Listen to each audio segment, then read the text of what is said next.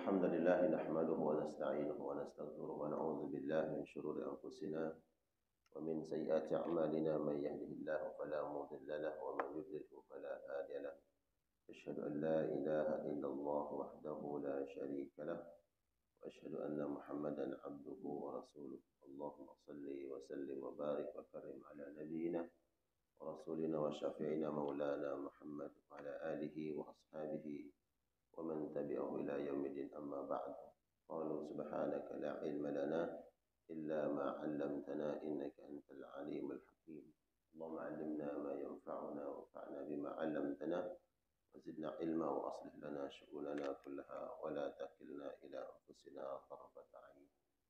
Alhamdulillah wa syukurillah, semoga semua jamaah insyaallah dalam keadaan sehat walafiat, diberikan keistiqamahan oleh Allah Subhanahu wa taala dalam melaksanakan kebaikan-kebaikan.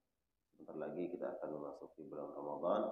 Kita berdoa kepada Allah Subhanahu wa taala semoga Allah pertemukan, Allah jumpakan kita dengan bulan suci, bulan yang dimuliakan oleh Allah Subhanahu wa taala, dan kita mampu untuk mengoptimalkan, memaksimalkan amaliyah-amaliyah ketaatan kepada Allah Subhanahu wa taala. Amin ya Allah ya rabbal alamin. Salawat dan salam lupa kita hadiahkan, kita sampaikan kepada Nabi sallallahu alaihi wasallam, Rasulullah yang mulia, kepada keluarga dan seluruh sahabat-sahabatnya, dan semoga kita semua kelak mendapatkan syafaat Rasulullah sallallahu alaihi wasallam. Tapi jemaah sekalian yang Allah muliakan, kita akan lanjutkan tadabbur Al-Qur'an. Di pagi hari ini kita akan mentadabburi ayat ke-8 dan seterusnya, membahas tentang jenis manusia yang ketiga. Jenis manusia yang pertama sudah kita bahas, yaitu orang-orang yang beriman kepada Allah Subhanahu wa taala. Yang Allah kemudian katakan, mereka-mereka yang beriman, ulaika ala hudan min rabbihim wa ulaika humul muflihun.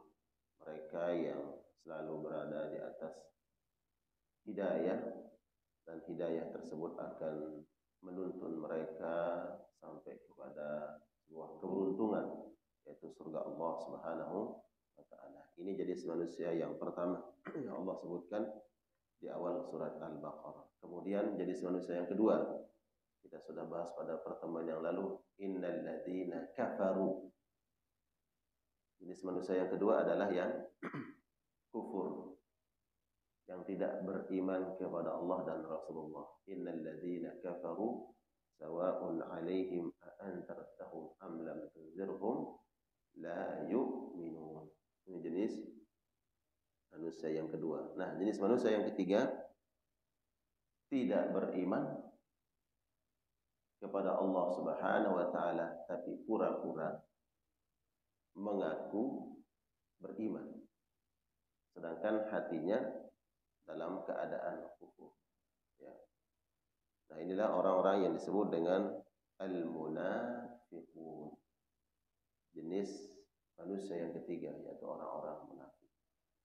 Di dalam ayat ini kemudian nanti Allah akan sebutkan ciri-ciri mereka, agar kemudian kita mengetahui siapa orang-orang munafik dan bagaimana ciri-cirinya, indikasi-indikasinya seperti apa, ucapannya, perbuatannya, sikapnya.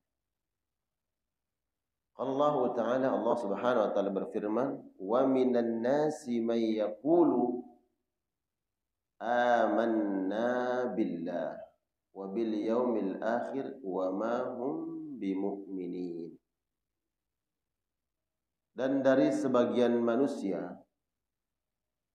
ada di antara mereka yang berkata, amanna billah, kami beriman kepada Allah, wa bil yaumil akhir, dan kami beriman dengan hari akhir. Tapi Allah bantah pengakuan mereka yang mereka sampaikan kepada Nabi, kepada orang-orang beriman, pengakuan tersebut. Tapi Allah berkata lain. Allah menyampaikan hal yang lain kepada Nabi Shallallahu Alaihi Wasallam. Dan apa yang disampaikan oleh Allah kepada Nabi disampaikan kepada umat Nabi Muhammad. Dalam keadaan saat itu disampaikan oleh Nabi kepada para sahabat. Wa ma hum bimu'minin. Dan sesungguhnya mereka itu bukan orang-orang beriman. Ya, jadi inilah orang-orang yang disebut dengan orang munafik. Kata munafik asal katanya nafaqah. Nafaqah adalah orang yang menggali dalam tanah. Jadi kalau ada lubang di dalam tanah yang tidak terlihat dari permukaan bumi, itu disebut dengan nafaq. Apa? Nafaq. Kalau bahasa Indonesia apa? Terowongan. Ya, terowongan-terowongan yang ada di kalau yang pernah haji umroh di Saudi, itu kita ada akses lewat terowongan. Nah, terowongan itu disebut dengan nafaq dalam bahasa Arab. Kenapa disebut dengan nafaq? Karena kalau dilihat dari atas, dari permukaan bumi, nggak kelihatan itu. Nah, jadi orang-orang munafik adalah orang-orang yang menyembunyikan sesuatu. Lain di lisan, lain di hati. Sebagian di antara mereka ada yang mengatakan, kami beriman. Dia ucapkan kata-kata iman.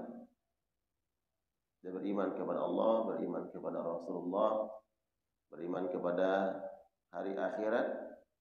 Tapi sesungguhnya yang mereka sembunyikan adalah kekufuran. Dan surat Al-Baqarah ini surat Madaniyah. Ya, surat Madaniyah. Surat yang Allah turunkan setelah hijrahnya Nabi Muhammad SAW. Jadi ayat yang sekarang kita baca yang membuka kedok orang-orang munafik di Madinah itu adalah ayat ini turunnya di Madinah. Dan para ulama menyebutkan setelah terjadinya perang Badar. Ya.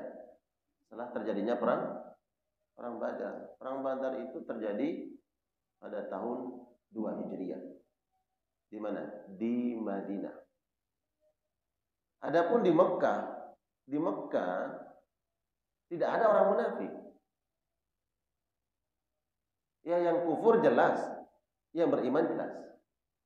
Kalaupun yang beriman menyembunyikan keimanannya, bukan karena kemunafikan. Dia menyembunyikan keimanan karena takut disiksa oleh tuannya, aku diintimidasi, dia beriman. Tapi tidak mengikrarkan di hadapan halayak bahwa dia beriman. Di Mekah nggak ada orang munafik. Nah, di Madinah barulah muncul orang-orang munafik. Disebabkan karena setelah perang Badar, Nabi Shallallahu Alaihi Wasallam memiliki kekuatan sehingga musuh-musuh Islam yang ada di dalam kota Madinah dari golongan orang-orang Yahudi yang ada yang tinggal di Madinah, kemudian mereka takut. Nah, itulah yang kemudian menyebabkan mereka menyembunyikan kekufuran pura-pura beriman. Kemudian yang kedua, mereka ingin merongrong dari dalam. Melihat kekuatan Nabi sudah terbentuk di Madinah, maka kekuatan ini mereka khawatirkan, mereka takut. Akhirnya salah satu opsi mereka adalah pura-pura beriman, sehingga nanti tahu kekuatan musuh. Mereka masuk ya ke kelompok kaum muslimin, pura-pura beriman, tapi tujuannya adalah ingin menghancurkan kaum muslimin. Ini orang-orang munafik.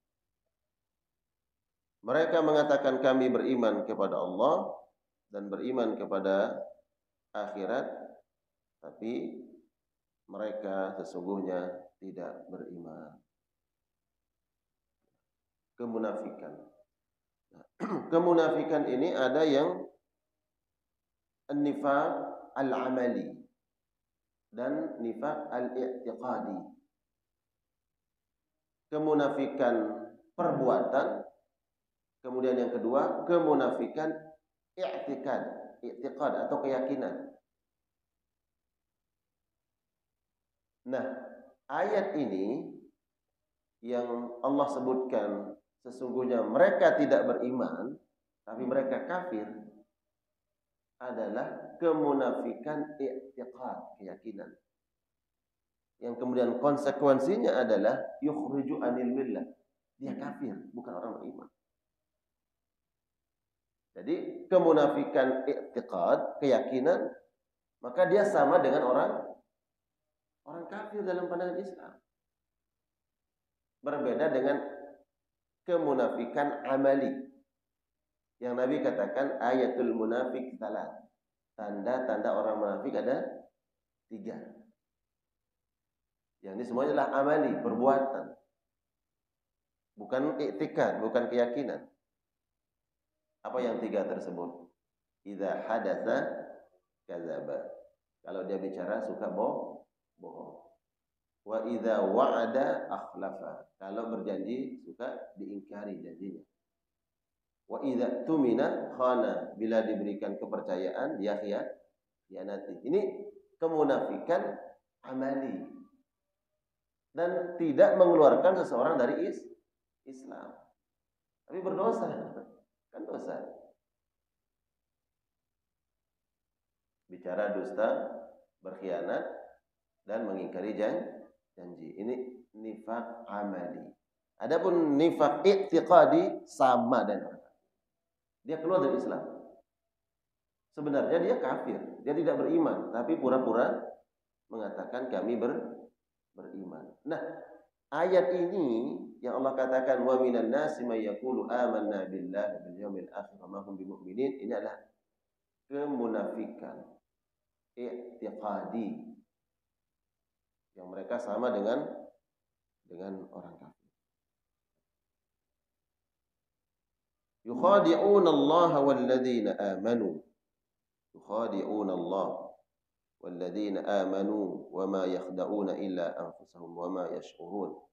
Mereka ingin menipu Allah. Ingin menipu. Siapa yang ingin ditipu? Allah. Walladzina amanu, dan ingin menipu, memperdayai orang-orang beriman. Wama yakhda'una illa anfusahum wama yash'urun.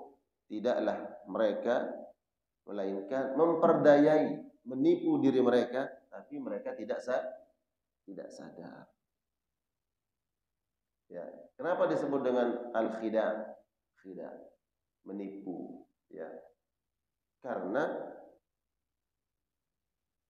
mereka menampakkan sesuatu hal yang berbeda. Ya, khida', ya, ingin mengelabui, ingin menipu, dia menampakkan sesuatu hal yang berbeda. Ya. Hitam, hakikatnya hitam, tapi dia manipulasi menjadi putih. Ya. Dia menyembunyikan kekufuran, tapi dia nampakkan keimanan dari ucapan.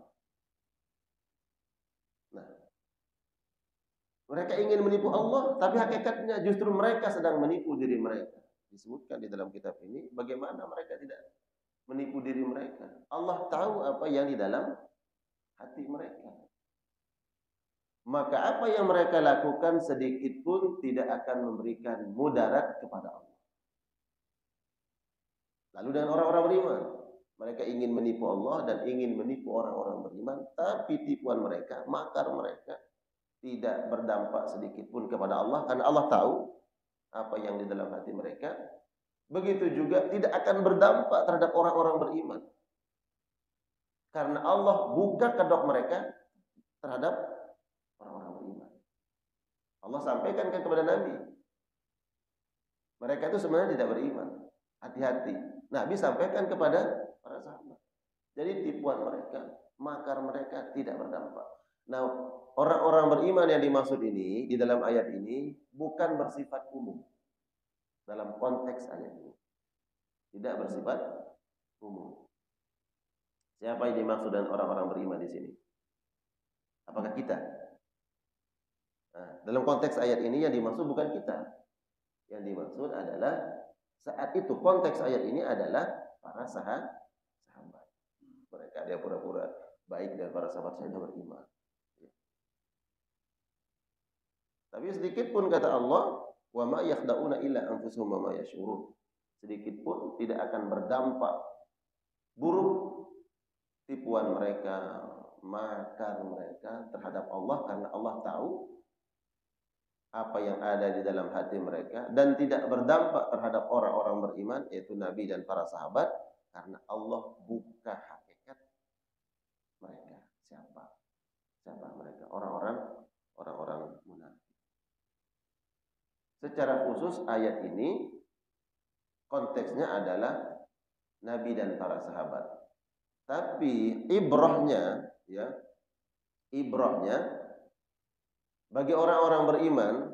Jadi ayat ini adalah ayat yang akan eksis sampai hari kiamat. Dan hikmah pelajarannya pun akan menjadi pelajaran bagi orang-orang beriman. Setiap kurun waktu dalam sejarah kehidupan kaum muslimin akan ada orang-orang yang seperti di zaman Nabi Shallallahu Alaihi Wasallam. Nah, hikmah pelajarannya bagi orang-orang beriman, ketahuilah, sepandai-pandainya orang munafik itu menutup hakikat dirinya, nanti akan ada masanya, waktunya, bahwa akan dibuka juga oleh Allah. Ada istilah sepandai-pandainya tupai melompat akan jatuh juga. Satu kali lompat masih selamat. Dua kali lompat masih selamat. Dia pikir dia tidak akan terpleset. 2, 3, 4. Ujung-ujungnya terpleset juga. Orang beriman yakin bahwa yang akan tetap eksis dan dimenangkan oleh Allah keimanan orang-orang beriman. Adapun orang-orang munafik kadang masih diberikan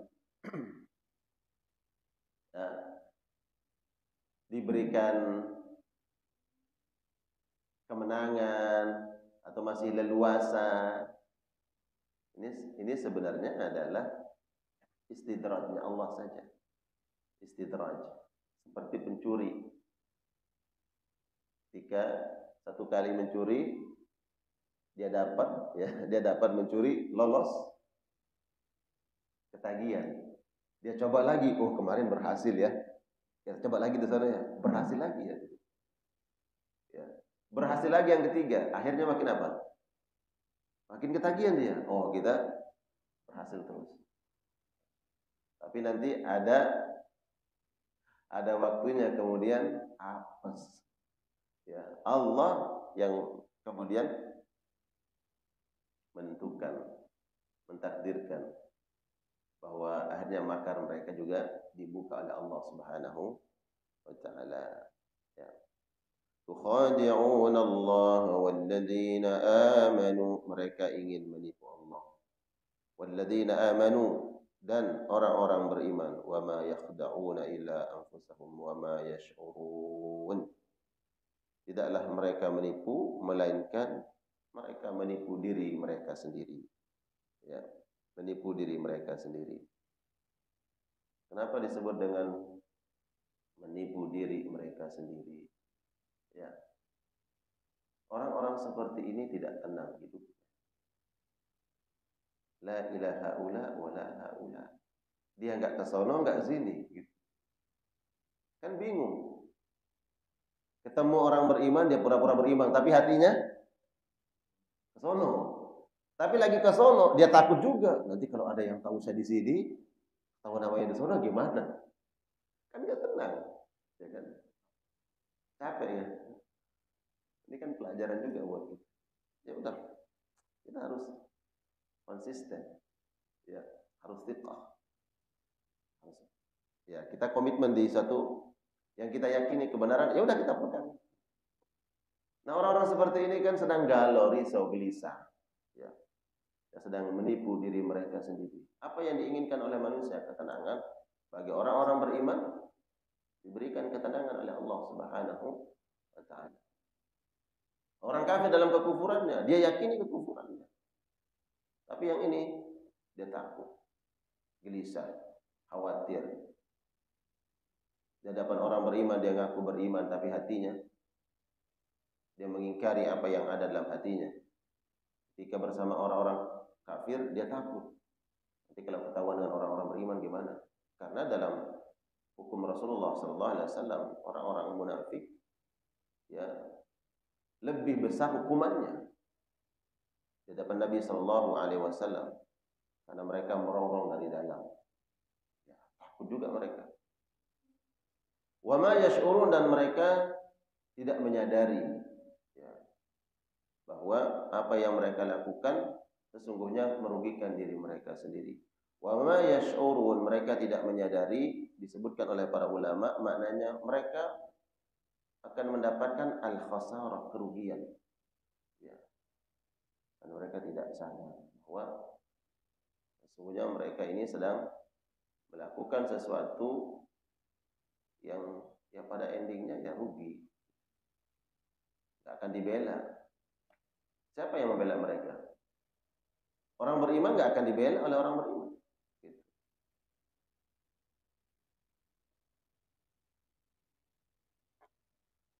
Kemudian lanjutannya, fi qulubihim marad, di dalam hati mereka ada penyakit. Fi qulubihim maradun fazadahumullahu marada walahum azabun alimun bima kanu yakzibun. Fi qulubihim, di dalam hati mereka. Qulub kata jamak dari qalbun. Qalbun tunggal, jamaknya qulub. Fi qulubihim, di dalam hati-hati mereka. Nah, ini juga menunjukkan memang orang-orang munafik saat itu di Madinah bukan sedikit, banyak. Ya. Makanya kemudian Allah sebut dengan kalimat jamak, fi qulubihim, di dalam hati mereka. Orang-orang munafik tersebut maradun, ada penyakit. Ya, marad, penyakit. Fazadahumullahu marada, maka Allah tambah semakin kronis penyakitnya. Fazadahumullahu marada, maka semakin meningkat, semakin bertambah penyakit-penyakit yang ada di dalam hati mereka. Walahum azabun alim, dan bagi mereka siksaan yang pedih, bima kanu yakdzibun, dengan apa yang mereka dustakan. Penyakit hati. Penyakit hati ada dua jenis penyakit hati. Pertama, penyakit syubhat. Ya. Yang kedua, penyakit asyahawat. Ini semuanya ada di hati. Penyakit syubhat, perkara-perkara yang membuat kita ragu, membuat kita syak. Ya. Disebut dengan penyakit asyubhat. Nah, apapun yang menyebabkan kita ragu terhadap syariat Allah Subhanahu wa taala, nah ini ada indikasi bahwa ada penyakit di dalam hati. Mulai ragu, apalagi kemudian mengingkari syariat Allah Subhanahu wa taala di dalam Al-Qur'an. Al-Qur'an merangkum ya hukum-hukum Allah Subhanahu wa taala. baik hukum pribadi, ya sifatnya fardi pribadi, ataupun hukum-hukum yang bersifatnya dengan jama'i, pribadi kita, laki-laki dalam warisan dengan perempuan berbeda. Ini hukum Allah. Maka seorang perempuan nggak boleh ragu dengan hukum Allah. Ini kenapa kok kita seperti Islam tidak adil. Ada hukum seolah-olah kita dimarginalkan. Perempuan kok dapat setengah, laki-laki dapat satu. Ya. Ini diskriminasi. Akhirnya perempuan berupaya untuk mengingkari hukum Allah dengan dalih emansipasi, kesamaan gender, ya kan banyak dihembus-hembuskan itu. Al-Quran itu turun 1400 tahun yang lalu, memang sih relevan saat itu, tapi zaman sekarang kita ini sudah nggak relevan.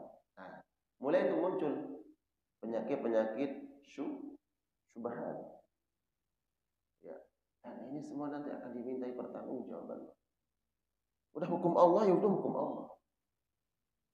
Al-Ahzab, wa ma kana lil mu'minin wa la mu'minatin idza qada Allah wa rasuluhu amra ay yakuna lahumul khiyaratu min amrihim.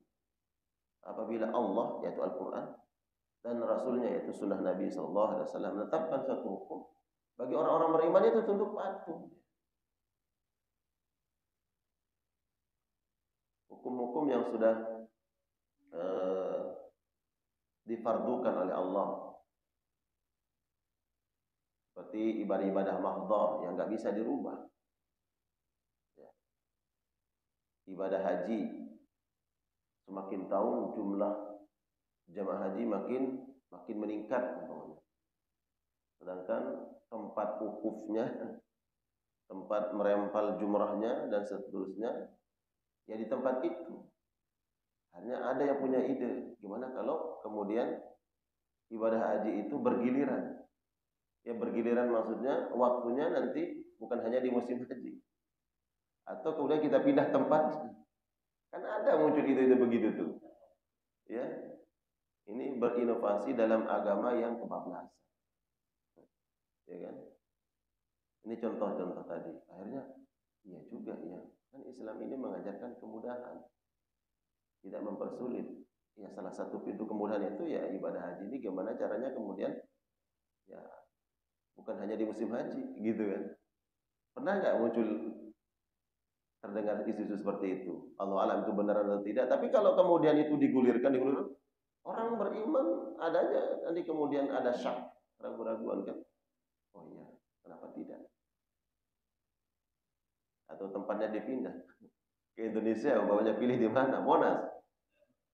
Kan kacung lebarnya di Monas. Ya, Pondok Gede. Ya kalau manasiknya sih iya. Dan hukum-hukum yang lain tidak pantas. Ya, jadi kecuali nanti hukum hasil daripada penemuan manusia. Ya. Hukum yang dibentuk oleh manusia atas dasar kesepakatan. Tapi hukum ini tidak bertentangan dengan hukum Allah Subhanahu wa taala. Maka tidak masalah selama tidak bertentangan dengan hukum Allah Subhanahu wa taala. Kalau seandainya kita menemukan hukum-hukum seperti itu, hati kita berkeyakinan bahwa hukum Allah yang paling adil gitu. Makanya hukum Allah di dalam Al-Quran pasti akan memberikan keadilan. Selain hukum Allah, pasti akan menzalimi. Kalau dia bertentangan dengan hukum Allah. Di dalam Al-Quran ada hukum, ada kisah. Hukum Allah pasti menghadirkan keadilan. Kisah yang disantumkan oleh Al-Quran pasti kebenaran. Kalau ada kisah yang bertentangan dengan Al-Quran, pasti dusta. Kalau ada hukum yang bertentangan dengan Al-Quran, pasti akan membawa kezaliman, bukan keadilan. Jadi jangan, Allah menginginkan agar hati ini tidak terjangkiti oleh penyakit syubhat. Ya. Makanya orang-orang munafik ini kan sedang bercokol dalam hatinya penyakit syubhat. Syubhat itu ya ragu dengan apa yang disampaikan oleh Nabi Sallallahu Alaihi Wasallam lewat Al-Quranul Karim. Yang kedua penyakit syahwat, penyakit syahwat. Nah, dua-duanya ini ya tentu kita harus jaga. Penyakit syahwat. Apa penyakit syahwat? Keinginan, Pak. Bahkan keinginan yang tadi awalnya mubah, keinginan yang mubah. Tapi bila kemudian keinginan yang mubah ini menabrak aturan-aturan yang ditetapkan oleh Allah, maka menjadi haram. Ya. Pak Budi. Mana Pak Budi?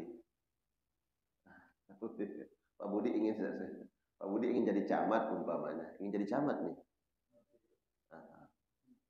Bupati, amin. Ada gubernur aja. Enggak, ada wali kota besok Depok ya. Ya.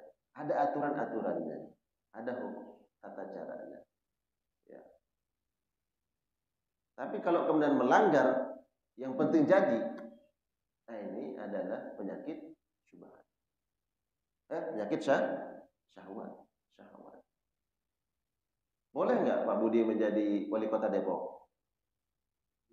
Boleh nggak? Ya boleh. Hak warga negara dia. Masalah jadi tidak jadi urusan lain kan. Tapi boleh. Hanya saja nanti bagaimana untuk jadinya itu. Atau syahwat dalam perkara memperturutkan hawa nafsu dalam perkara yang lain. Seperti apa? Orang terjatuh kepada perbuatan zina. Dorongan-dorongan untuk berbuat kekejian itu penyakit syahwat. Apapun kemudian yang akhirnya membuat seseorang terjerumus dalam perbuatan zina, maka perkara-perkara yang menjadi wasilahnya itu adalah menunjukkan adanya penyakit syahwat seperti pandangan mata, ucapan. Ini harus kita jaga dari kedua bentuk atau dua jenis penyakit ini. Penyakit syubhat berkaitan dengan akidah, ya, kemudian penyakit syahwat. Walaupun awalnya mubah, boleh. Tapi kalau melanggar aturan yang melampaui batas, maka akan menjadi haram. Karena adanya penyakit-penyakit syahwat. Fi qulubihim maradun, di dalam hati mereka ada penyakit. Orang-orang munafik dalam hatinya ada penyakit. Fazadahumullahu marada, maka Allah kemudian semakin menambah penyakit yang ada di dalam hati mereka. Fazadahumullah, maka Allah tambah penyakitnya. Disebutkan oleh para ulama karena mereka sendiri yang menipu diri mereka sendiri, mengaku beriman tapi tidak beriman, akhirnya Allah membuat mereka nyaman di situ. Dia tidak ingin ke sana, tidak ingin ke sini. Akhirnya dibuat nyaman. Mungkin ada sesuatu yang ingin dia dapatkan. Dan Allah menutup hati mereka dari hidayah. Fazadahumullahu marada. Allah tutup hati mereka dari hidayah. Ada yang awalnya ragu-ragu, tapi kemudian dia masuk Islam. Ada yang tetap sampai meninggal dunia, dedengkot-dedengkot orang-orang munafik yang ada di Madinah, sampai meninggal dunia. Bahkan Nabi SAW tahu mereka orang munafik, ya dibiarkan oleh Nabi SAW. Abdullah bin Ubay bin Salul, maka ingin mengatakan Abdullah, karena Abdullah hanya hamba Allah. Ibnu Ubay bin Salul, orang munafik di Madinah, ya, mati dalam keadaan munafik. maka Allah tambah penyakit yang ada di dalam hati mereka. Fazadahumullahu marada. Semakin bertambah penyakit yang ada di dalam hati mereka itu kemunafikan. Walahum azabun alimun, dan bagi mereka azab, siksaan alimun yang sangat pedih, bima kanu yaktibun, dengan apa yang mereka dustakan. Azab, siksaan alim. Alim menggunakan alif, bukan menggunakan ain. Kalau alim artinya apa? Maha mengetahui, alimun. Kalau alim, alif artinya pedih. Walahum azabun alim, bagi mereka siksaan yang sangat pedih. Bahkan siksaan yang disampaikan oleh Allah menjadi ancaman bagi orang-orang munafik ini melebihi ancaman terhadap orang munafik, terhadap orang kafir. Ya. Kalau orang kafir ya jelas dia mengatakan kami kufur kepada Allah. Ya. Tapi orang munafik dia pura-pura beriman tapi tidak beriman, sehingga ancamannya lebih dahsyat, lebih besar. Fidarkil asfali minan nar, Allah siapkan siksaan mereka di kerak neraka yang paling dalam sebagai ancaman mereka, buat mereka. Alimun, sangat pedih, bima kanu yakdzibun, dengan apa yang mereka dustakan. Tetap Allah mengatakan mereka itu dusta walaupun mengaku beriman kepada Allah. Wa idza qila lahum la tufsidu fil ardi, dan bila mana diajak la tufsidu fil ardi, mereka itu diajak jangan berbuat kerusakan di atas muka bumi.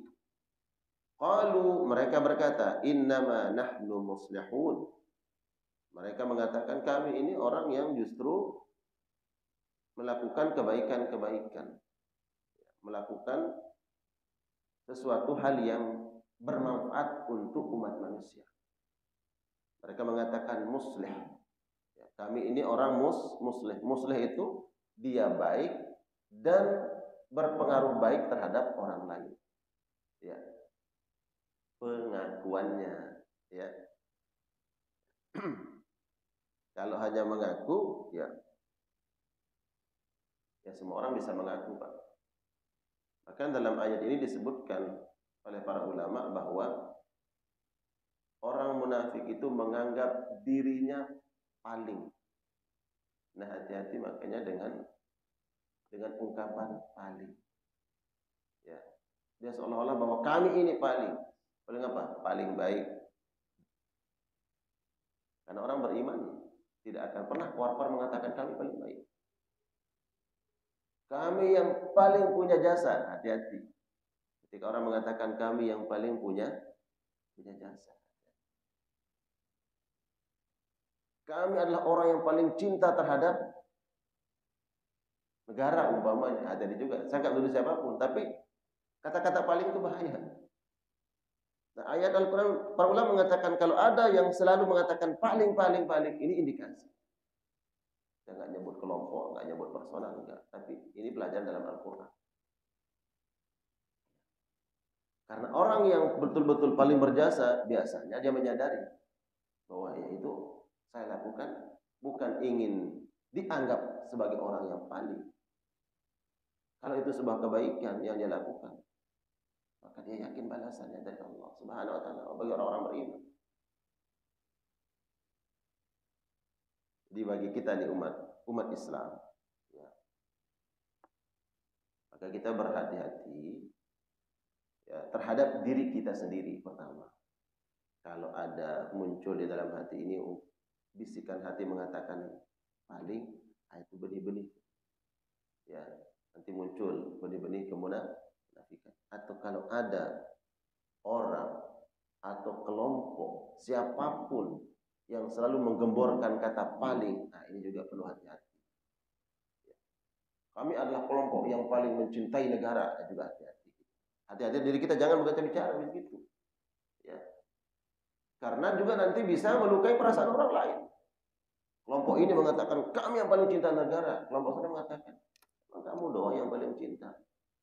Kami juga cinta negara, umpama, ya kan? Ya konsekuensinya itu, artinya nanti bisa melukai perasaan orang lain. Ketika semua orang punya kontribusi, punya saham, punya kebaikan dalam membangun negara, kemudian diklaim oleh satu kelompok bahwa kami paling, hati-hati kita yang bicara juga bagi orang lain, bagi orang kaum muslimin, hati-hati. Ya terutama buat diri kita hati-hati terhadap diri kita. Jangan sampai ya benih-benih kemunafikan itu muncul. Kalau udah muncul itu ya kita usir aja. Kita bersihkan, bebaskan hati dari benih-benih kemunafikan. Kalau kita jaga, kita siram, kita rawat, kata paling itu muncul nanti. Muncul seperti Qarun. Wah, saya yang paling kaya. Ya. Musa pun ingin dia atur. Musa, Qarun tadinya minta doa kan Nabi Musa, tolong doakan saya. Kamu lihat kehidupan saya nih, bagaimana anak-anak saya. Hari ini makan, besok tidak makan, pakaian. Ya. Itu yang melekat di tubuhnya. Dia minta kepada Nabi Musa doakan biar kehidupan lebih baik. Kata Nabi Musa, nanti kamu nggak sanggup. Doakan saja. 3 kali Nabi datang, wahai Nabi Allah, didoakan. Kalau begitu dikasih sekeping emas, kemudian doakan semoga Allah berkahi ini untuk usahamu. Kamu usaha pakai ini. 1 keping jadi 2 keping, 3 keping jadi 10 keping. Setelah itu yang tadinya dia bisnis di rumahnya hanya buka toko, ya toko dalam gang dulu, ya dalam gang, berkembang akhirnya di jalan raya, jalan utama. Tadinya nyewa dulu, nyewa ruko. Setelah itu ruko yang 10 kapling dia beli sendiri, punya dia.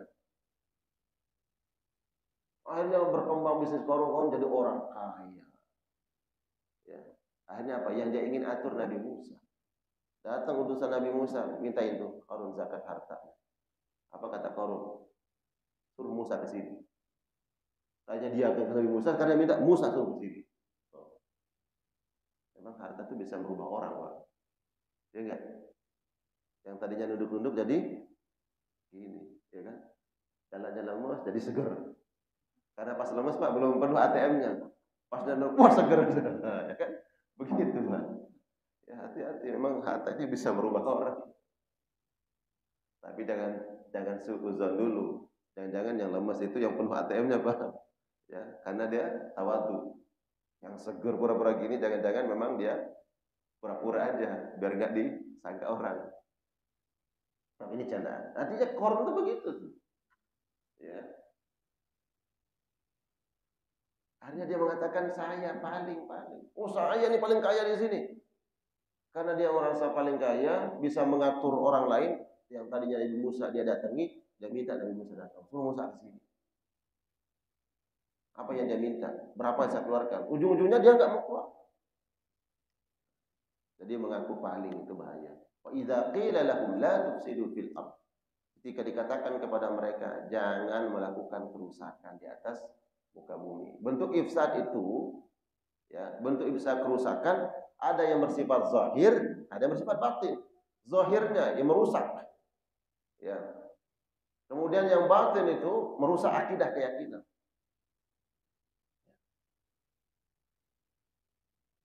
Kita harus berhati-hati dengan sesuatu hal yang merusak akidah, keyakinan orang-orang beriman.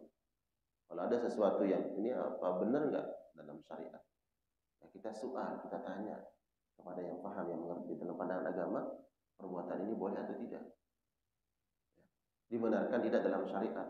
Karena kata orang tua dulu begini, tanya. Kalau kemudian kita bagian dari orang yang ya memasyarakatkan, yang menyebarkan, yang melestarikan, ya bahaya. Kita juga dapat saham dosanya di situ. Ya, keyakinan-keyakinan yang al-batilah, yang bertentangan. Nah, ini juga kerusakan. Ya. Atau kerusakan yang bersifat zahir, ya. Bersifat zahir. Apakah itu kerusakan di alam dan seterusnya. Apabila dikatakan kepada mereka, ayo sama-sama untuk kita melakukan kebaikan. Mereka mengatakan, qalu innama nahnu muslihun. Justru kami inilah orang yang melestarikan kebaikan, menjaga kebaikan. Jadi yang mengaku gitu. Ya. Dan disebutkan dalam kitab Taisirul Karim Rahman di sini bahwa mereka menyangka kebatilan yang mereka lakukan adalah suatu kebenaran. Kerusakan-kerusakan yang mereka lakukan, mereka klaim itu adalah justru kebaikan. Ya. Kerusakan moral ya, yang terjadi di masyarakat, dia anggap bukan suatu kerusakan. Ini adalah kemajuan. Ya, dianggap satu kemajuan. Dari pandangan Islam enggak. Ini kerusakan moral ini. Ya. Tapi bagi mereka, wah ini talenta yang harus umpamanya dipelihara, dijaga umpamanya. Tapi dalam segi moral, agama itu merusak. Atau dengan dalih kebebasan. Ini kemarin Agim sempat mengeluhkan sesuatu, ya kan? Di lingkungan beliau itu di dekat masjidnya ada tempat yang baru dibuka, tempat tongkrongan anak-anak muda. Tongkrongan anak-anak muda 24 jam. 24 jam. Lagi viral kemarin itu. Beliau menyampaikan kepada pihak yang berwenang, kepada pihak yang terkait agar merapikan itu. Ya tentunya hakim dekat masjidnya, dekat pesantrennya, kemudian ada tempat yang baru dibuka, tempat tongkrongan anak-anak muda. Ini kan berpengaruh kepada kebaikan anak-anak pesantren, orang-orang beribadah gitu. Tapi bagi orang-orang lain mungkin banyak nanti dalihnya, ya kan? Nah ini kaitannya dengan memang bagaimana hati kita. Kalau hati ini betul-betul terkondisikan dengan iman, ketakwaan, maka ketika melihat kebaikan, kita akan mensupport kebaikan. Melihat ada sesuatu hal yang merusak kebaikan, kita berusaha akan merubahnya dengan cara yang baik. Nah, ini hati ya, ini hati yang sehat. Tapi kalau melihat keburukan, kemungkaran, kita tidak tergerak untuk merubahnya, atau hati ini nggak miris gitu ya, nggak miris melihat kemungkaran, berarti ini ada masalah gitu ya. Jadi bisa saja kerusakan-kerusakan itu timbul ya dari perilaku manusia, kaitannya dengan akhlak, kemudian dampaknya menyeluruh. Ya, dampaknya menyeluruh. Wa idza qila lahum la tufsidu fil ard, ketika dikatakan kepada mereka la tufsidu fil ardi, jangan berbuat kerusakan di atas muka bumi, qalu, mereka justru berkata, berdalih, innama nahnu muslihun, kami ini adalah orang-orang yang menghadirkan kebaikan. Ai idza nuhini haula al munafiqun an al ifsad fil ardi wa huwa al amal bil kufri wal ma'asi, apabila mereka dilarang, yaitu orang-orang munafik, untuk berbuat kerusakan. Kerusakan apa? Itu jangan berbuat kekufuran, wal ma'asi, dan jangan melakukan maksiat, atau jangan melestarikan maksiat, jangan menolong orang-orang yang berbuat maksiat, jangan menjadi penolong, jangan jadi backingan orang-orang yang berbuat maksiat. Nah, mereka mengatakan justru kami ini adalah orang-orang yang melakukan kebaikan. Jadi keburukan nampak dalam pandangan mereka itu adalah hal yang baik. Auzubillah, ya, auzubillah min dzalik. Dan sampai suatu hal yang buruk kemudian kita pandang sesuatu hal yang baik. Qalu innama nahnu muslihun. Ala innahum humul mufsiduna walakin la yash'urun. Tapi ketahuilah, innahum, sesungguhnya mereka, hum dua kali disebut oleh Allah. Ketahuilah sesungguhnya mereka itu. Ala innahum humul mufsidun. Mereka lah yang menyebabkan kerusakan di atas muka bumi. Walakin la yash'urun. Tapi mereka tidak sadar. Bisa saja mereka sadar sebenarnya, paham, tapi dikalahkan oleh ambisi, ya kan? Dikalahkan oleh ingin mendapatkan atau meraup keuntungan dari kerusakan-kerusakan tersebut. Coba lihat alam, Pak. Alam yang kemudian menjadi rusak. Gunung yang tadinya hijau, ya kan? Tapi tiba-tiba menjadi gunung yang gundul. Habis. Pohonnya ditebang. Siapa yang menikmati? Allah. Ya. Mereka membuat ifsad. Zaharal fasadu fil barri wal bahri bima kasabat aydin nas, dalam surat Az-Zumar, ya, Ar-Rum ayat 41. Zaharal fasadu fil barri wal bahri bima kasabat aydin nas. Nampak kerusakan di muka bumi disebabkan karena ya ulah-ulah perbuatan manusia, ya, karena kerakusan. Mestinya alam dijaga, dilestarikan, kemudian manfaat dari alam itu untuk kemakmuran, kesejahteraan umat manusia. Tapi apa yang terjadi? Karena kerakusan manusia, ya, membuat kerusakan dinikmati oleh segelintir manusia.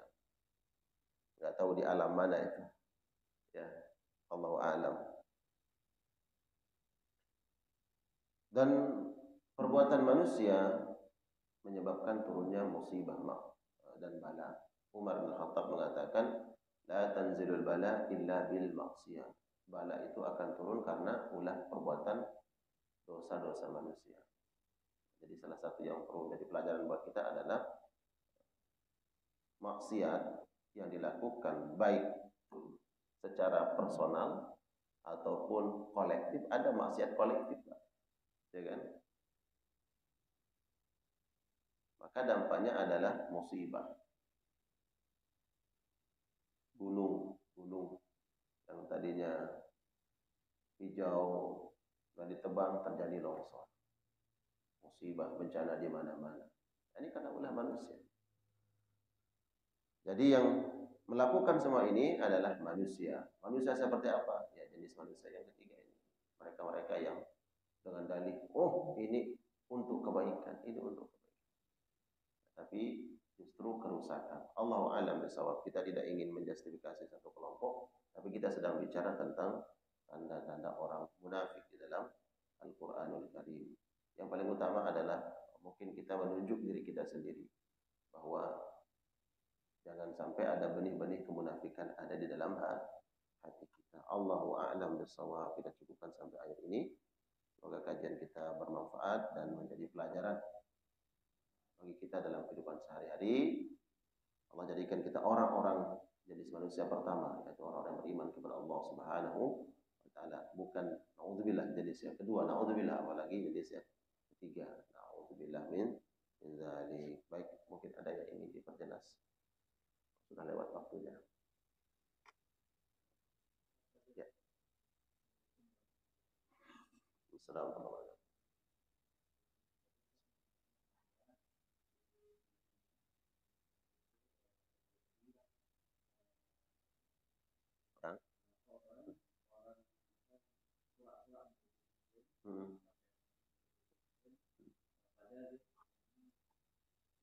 Ya.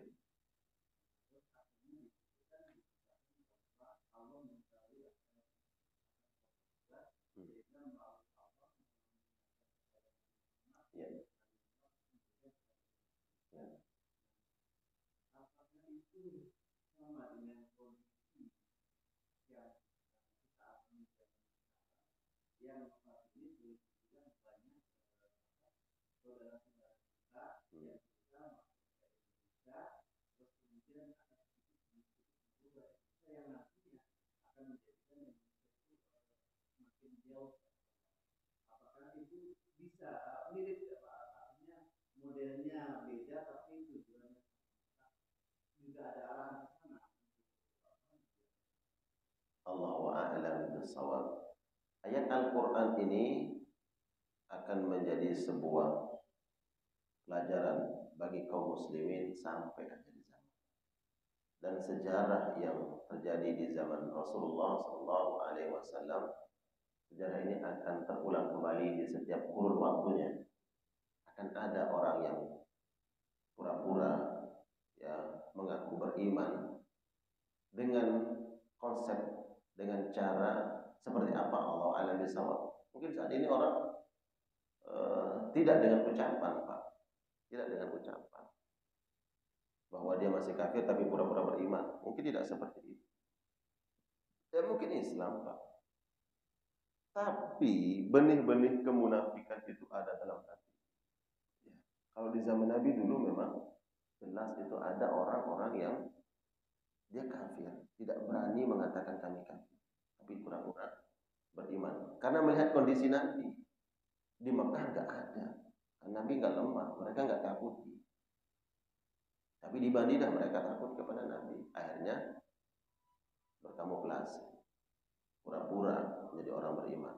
Nah di kita kok di konteksnya hari ini mungkin tidak seperti itu, Pak. Tidak ada yang dia kafir kemudian pura-pura masuk Islam. Mungkin ya, Allah alam bisawab. Tapi benih-benih kemunafikan itu akan tetap ada. Ya, sehingga inilah kemudian yang perlu kita kaum muslimin ya berhati-hati. Kita tidak disuruh setiap saat untuk kenapa ada jihad dalam Islam?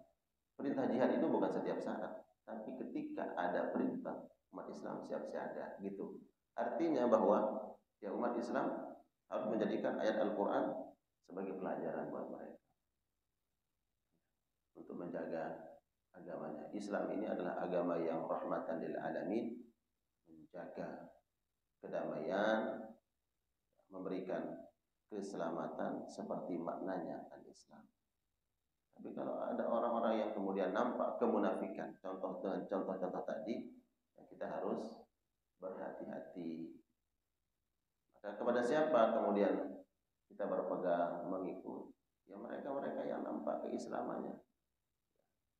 Umpama nih ada dua sosok yang saya ngikut siapa nih, beliau atau beliau. Ya kita lihat siapa yang lebih komitmen dalam memegang agama, menerapkan hukum Allah Subhanahu wa taala dalam kehidupannya. Itu biasanya nampak dari ucapannya, sikapnya, statementnya, kemudian bagaimana dia kalau seorang dia orang yang punya otoritas, bagaimana kemudian memberikan sebuah aturan ya dan seterusnya. Kita bisa punya feeling begitu Pak untuk melihat itu. Nilai-nilai kemunafikan yang ada dalam hati manusia itu akan tetap ada. Hanya saja mungkin bentuknya berbeda, Pak. Ya, Allah alam bisa. Enggak ingin saya mengatakan orang luar datang ke sini kemudian nanti akan merubah, Allah alam. Ya kita yang menjaga ya, kita yang menjaga agama kita dan menjaga negara kita. Ya. Terutama ya agama kita jaga. Bagaimana caranya? Ya setiap pribadi kita yang menjaga keluarga. Jangan sampai penyakit yang tadi, penyakit syubhat dan penyakit syahwat ini menggerogoti hati kita. Begitu. Barakallahu fina fikum. Baik, cukup. Saya cukupkan, semoga kajian kita diberikan rahmat oleh Allah Subhanahu wa taala, menjadi ilmu yang bermanfaat. Dan sebentar lagi Ramadan.